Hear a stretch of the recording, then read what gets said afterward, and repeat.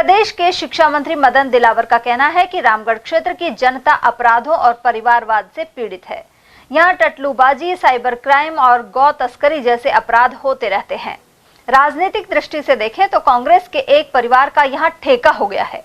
उन्होंने कहा कि अब रामगढ़ के लोग इससे पीछा छुड़ाना चाहते हैं। दिलावर रामगढ़ उपचुनाव में भाजपा प्रत्याशी सुखवंत सिंह के समर्थन में जनसंपर्क करने आए थे। उन्होंने शुक्रवार को एक होटल में पत्रकारों को संबोधित करते हुए सभी 7 सीटों पर उपचुनाव में भाजपा की जीत का दावा किया।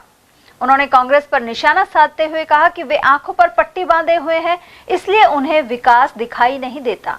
शिक्षा मंत्री का यह भी कहना था कि कांग्रेस ने लोकप्रियता हासिल करने के लिए महात्मा गांधी अंग्रेजी माध्यम स्कूल शुरू किए थे, जिनमें भवन और टीचर की सुविधा ही नहीं थी।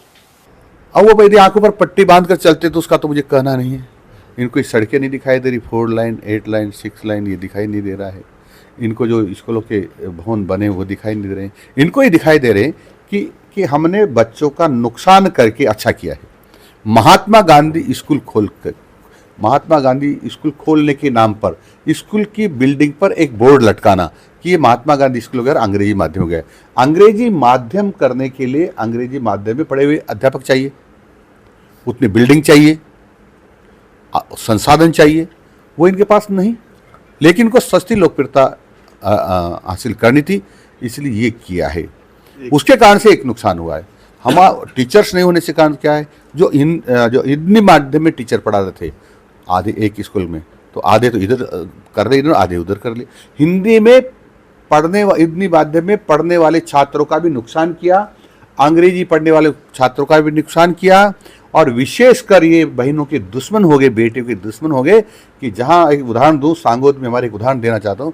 सांगोद में हमारे लगभग 1100 बच्चियाँ विद्यालय में थी, वो अब 150 रह गई है, क्योंकि इन्होंने कहा कि ये तो अंग्रेजी हो गया है, जो अंग्रेजी पढ़ना चाहते हो पढ़ें, शेष आप नज़दीकी स्कूल में चले जाए।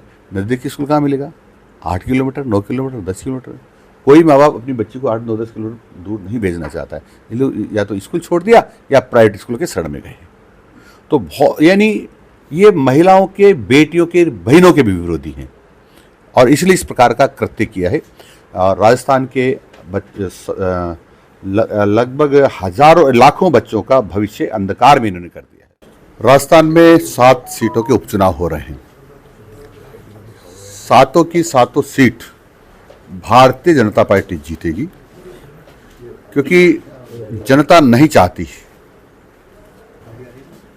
कि हम देश के साथ अन्याय करने वालों को वोट दें। वो ये भी नहीं चाहती कि जो भगवान राम का मंदिर बना है उसका विरोध करने वालों को वोट दें।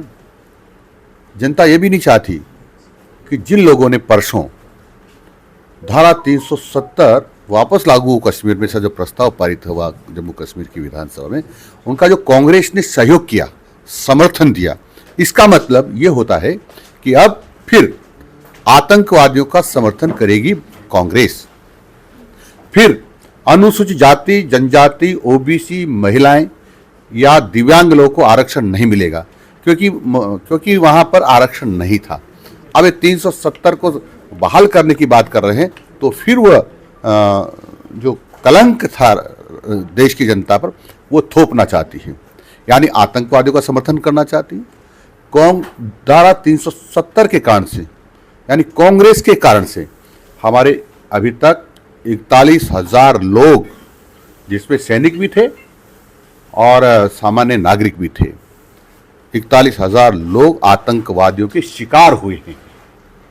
अब फिर कांग्रेस चाहते कि फिर मारे आतंकवादी देश की जनता को।